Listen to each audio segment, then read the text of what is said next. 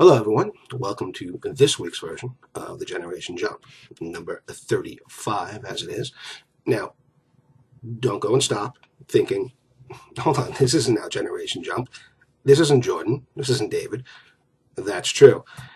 But Jordan asked me, his father, or also possibly known as future Jordan, yes, see it 25 years from now, to step in for him while he's off playing in the Galapagos, swimming in the ocean, riding turtles, riding sharks, or doing whatever he wants to do there. And hopefully he's having a good time. Right now it's about 4:30 Sunday hour time, so for him there it's about 2:30. He should be on the yacht. Yeah, he's having it rough there right about now, and possibly out there in the warm ocean. Heck of a lot better than Ithaca. So let's talk about Generation Jump. And let's talk about what David and Jordan have been talking about, which has been punk music. And Jordan, I'm sorry, I must have failed you somewhere along the line in my training of music. Obviously, we've talked about, you and I, as you've grown up, all different types of music, all different genres, but punk obviously was not one that we talked about. It wasn't one I really enjoyed, so it wasn't something that I had around for you to listen to and things like that. Your list, though, is not punk, as David kind of pointed out. David's list is a little bit more punk, but David, you don't go unscathed either in this. Saying that Bob Dylan, I believe is what you had referenced, when he plugged in was possibly the beginning of punk. I don't know about that. That might be taking a little bit of a leap there with it. But the list you had, like I said, was more direct and on point for the type of punk that you and I know. Punk, if I remember correctly, started in the mid-'60s, late '60s. It was really geared more around what we would call garage bands. I believe early on, you probably would find the Velvet Underground as one of the first punk bands that were out that were truly punk. And then pretty much anybody who played at CBGB's in the early to mid-'70s, which would include the New York Dolls, which would include the Ramones, even surprisingly, you would also be able to include Blondie and the Talking Heads before they went more mainstream. So that is my version or my thought of punk music.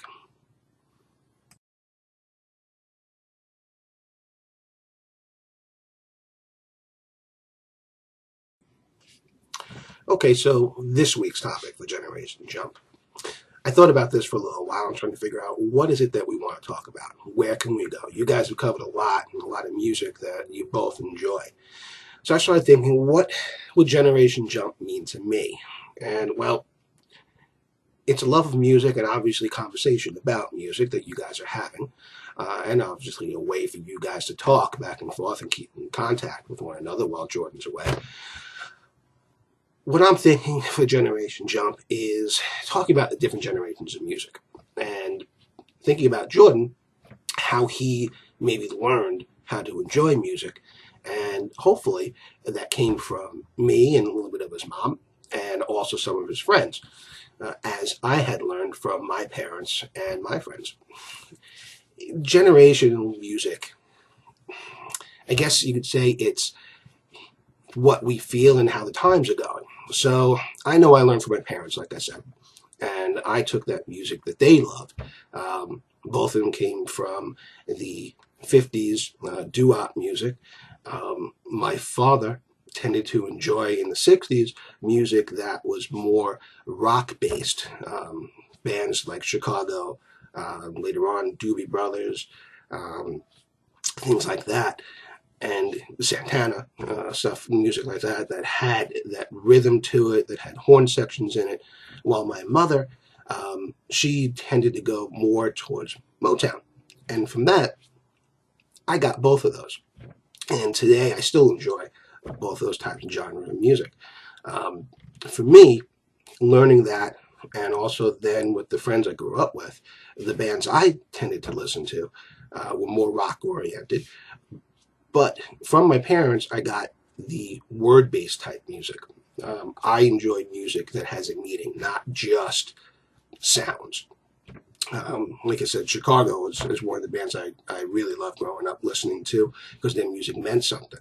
Um, for me, growing up, was probably more Led Zeppelin, and one of my favorite bands was Genesis. Um, I grew up with a bunch of people in my area that really loved the band, especially early on with Peter Gabriel. Anytime we can get to see them play, Peter Gabriel play live, those are things that we always wanted to do. So I'm thinking, well, what really was my generation of music?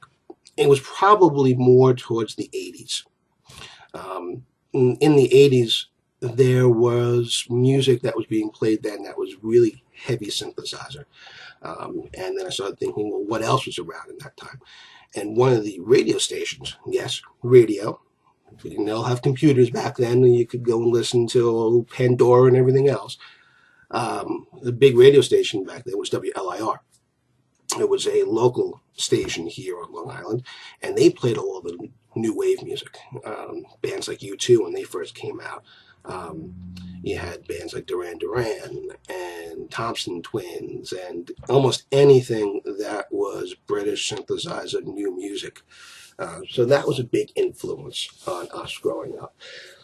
So my music really was, like I said, the Genesis type sound and the new wave type sound kind of mixed together. And then I thought, well, you guys are always trying to one up one another, at least early on, with the types of music and bands that you enjoyed. And putting that all together, I kind of thought, okay, what was out in that genre of music that I enjoyed, and a band that maybe you guys might not know. Jordan, I think, might, because he's heard me talk about this band before, but David, you might not, even though you probably will say you've heard of them. The band I'm talking about that I'm going to recommend for David to listen to is a band called Marillion. As a matter of fact, I have the CD right here in front of me. Sorry, there's the one I'm talking about. So this one's called Misplaced Childhood.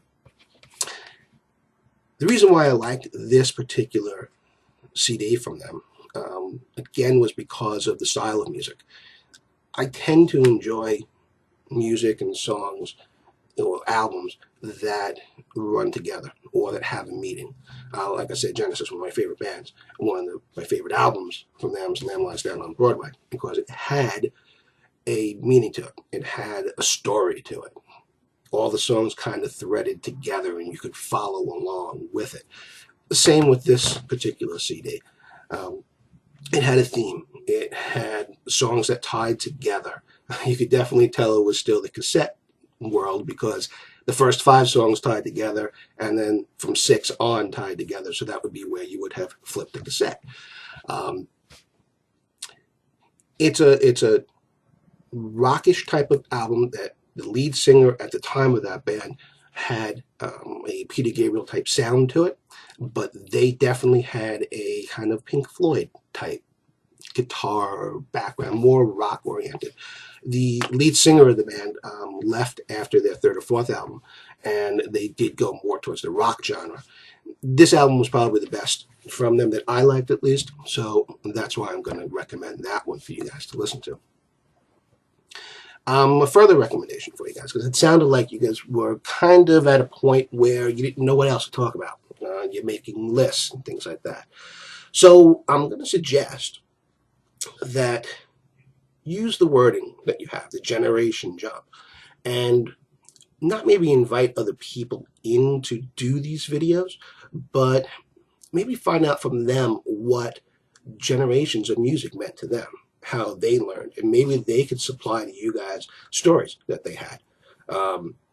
Maybe they could supply to you albums or songs or what they might have meant to them and how they kind of learned how to appreciate music and how they've changed. With Jordan coming home for the summer soon, it might be easier for him to do that with some of his friends or family members or things like that, or maybe even some of his friends up in school having coming from all different areas. And David, I'm sure you have plenty of people that you could talk to of all different age groups. And it might be interesting to see what some of these people think their music means to them and how it might play into what you guys have thought about. Just a suggestion. You don't have to, obviously. But it sounds like you guys are kind of getting stuck on where you're going to go next. So think about it. That's kind of all I have. Everything here in Deer Park is status quo. Like I said, Jordan is off in the Galapagos now. Even though we think it's going to be fun, I'm sure he'll come back and tell us it was a lot of work, because I'm sure it is a lot of work. And that's about all I have. So I appreciate Jordan asking me to step in for him. That means a lot to me. I hope I did an adequate job at stepping in for him this week. And if you guys ever need me to step in again, just let me know. Now, hopefully I could take this video and actually get it up on YouTube like you need it to be. If not, I'll send it to David and he'll be able to get it up on YouTube. So to all, thank you for indulging me, and thank you for having me, and I will talk to you all again soon. Have a good one.